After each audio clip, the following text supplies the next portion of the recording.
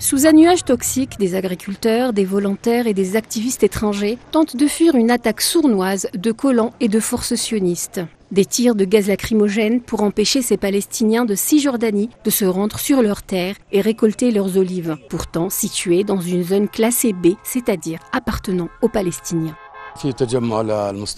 Un groupe de colons s'est rassemblé, se préparant visiblement et mettant des masques. Les véhicules arrivent de la colonie de Shiloh et il semble que la situation soit sur le point de dégénérer en raison de l'interdiction empêchant les Palestiniens d'accéder aux oliviers. La zone est classée B, c'est là que nous nous trouvons. Il est évident qu'il existe une décision tacite du gouvernement israélien et des colons d'empêcher quiconque d'atteindre les oliviers.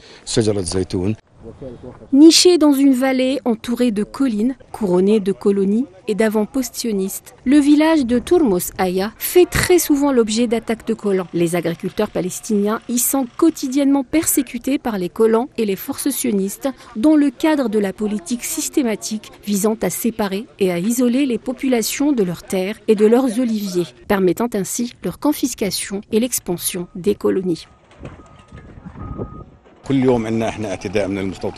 Chaque jour, les colons mènent des attaques dans les zones sous le contrôle de l'autorité palestinienne, y compris celles classées comme zone B. Et même dans certaines zones A, des habitants palestiniens sont empêchés de récolter leurs olives.